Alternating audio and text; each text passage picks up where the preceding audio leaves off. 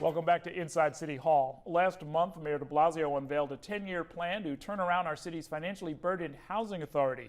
But that plan requires support from the Federal Department of Housing and Urban Development, which is where my next guest comes in.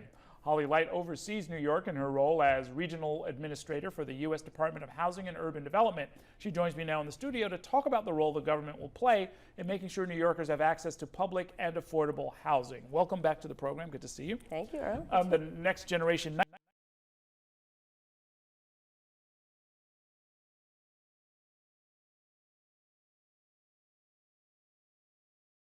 NYCHA plan. It's supposed to stretch out over 10 years, but a lot of what it wants to do has to happen right away. What's HUD's role in it? Do you officially have to sign off on parts of this plan? Yeah, we actually have a very hefty role in it. Anything that requires a change to their action plan and their yearly operating plan will have to go through us and get approval. And a number of the elements will fall into that category. But there's also a pretty great reliance on federal resources in changing some of their financing sources. And so that will be a longer discussion and probably a more ongoing one. But they are definitely looking pretty heavily to us for support in this. The plan talks about, it doesn't mention radically changing, but it mentions the sort of perverse incentives that are out there, meaning if the Housing Authority manages to find certain amounts of savings and lowers its costs, that comes out of its operating subsidy from HUD. It can. And so part of what we will do now that the plan is out there in its general form, we really need to dig into the details with them to figure out how each component could work. But yes, that is a possibility, but there's also ways for us not to touch their operating subsidies in some ways. One of the things that's already been out there and we're already launching is the energy performance contract. We are looking to do the largest we've ever done in the country, and the savings that are accrued from certain energy performance improvements to their buildings, we will allow them to keep a number of those savings and roll those back into more energy improvements, as well as to keep some of that savings. There was a scary line in the Next Generation Plan saying that a HUD takeover of NYCHA is a possibility, I think is the exact words that they used.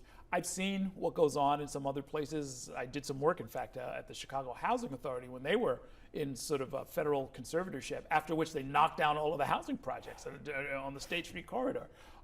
Is that a real possibility? I mean, there is extreme, both financial and physical problem. There are problems within the Housing Authority. Is there some kind of action plan or possibility in the background that HUD would take us over? We're not talking to them about receivership at this point. It's certainly not something that HUD likes to do. We prefer to work with housing authorities to increase their capacity so that they can make these changes on their own. I think the big first step toward us feeling like the future is looking brighter is this plan. This is a long time coming, and there have been public housing authorities around the country who have sort of seen the light on this sooner than New York has. This is really where we think public housing authorities have to go. They have to get more entrepreneurial. They have to look at more innovative financing strategies, because you can't spend any time in Washington and think that suddenly there's going to be a windfall of new funding for public housing. That simply hasn't been the trend for the last decade. And the trend, in fact, has been more along the lines of setting the formulas in a way that there will always be a gap, right? It's almost as if the message from Congress has been, get out of the public housing business. It's hard not to see the message that way. The appropriations from Congress, we keep asking, and yet it keeps declining, and that has been the trend. So a lot of what we are working with public housing authorities on is how to think of other financing structures and get more innovative. And a lot of what's in this plan is exactly that. And will that require legislative change? Will it require new regulations for you to both approve and regulate some of the new entrepreneurial ideas? Mostly it requires new resources. So some of those programs are already in effect. They'd like to change some units over to Section 8 rather than public housing. They have one project that they're looking to do with a relatively new program of ours called the Rental Assistance Demonstration.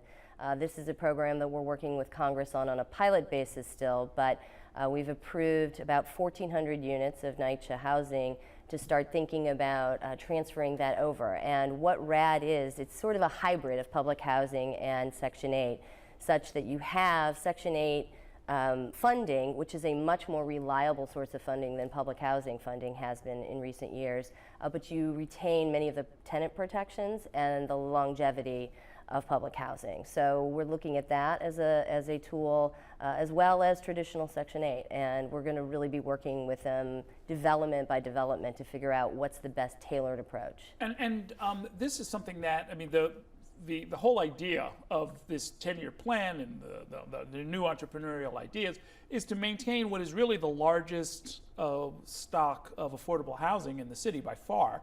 Absolutely. Is that seen by HUD as New York being an outlier, New York just kind of doing its own thing, or is that still something that HUD wants to sort of support as national policy? Oh, we are very committed to the public housing stock of the country. And we've been looking at innovative ways to try to help public housing authorities all over the place. RAD was one of those programs, but we are, to some degree, only as effective as the congressional appropriations we get. And so part of that is really working in a much, much closer partnership with public housing authorities to help them figure out, if we're not going to keep getting the kinds of funds we need from Congress, what can we do to ensure that this housing stock doesn't go away? And I absolutely believe not only is HUD committed to the future of public housing, but New York City is in a not unique way, but in a rare way to ensure that that housing stock continues and that they do not lose public housing units. We of course are a New York City show, but for a lot of people, Newark is almost like a sort of a sixth borough. How is their housing authority doing? Their housing authority is actually quite good. There have been some stops and starts along the way, and like many housing authorities, they have a aging stock and are looking to figure out, just like New York is, just on a smaller scale, how to ensure that they can preserve their public housing. But they have a great head of their public housing authority, and where some other things have been more problematic in Newark, their housing authority has been pretty successful. Weren't a lot of the units targeted for demolition in the Central Ward and the South Ward?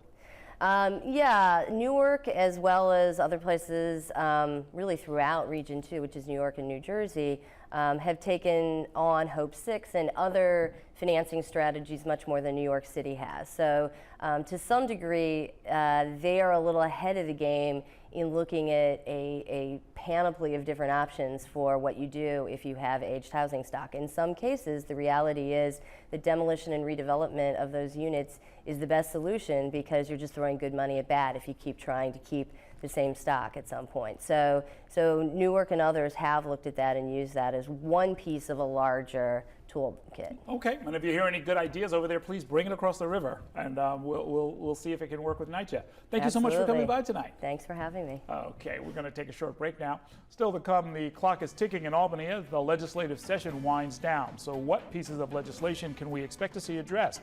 I'll talk about that and more with Capital New York's Jimmy Vielkind. Stay with us.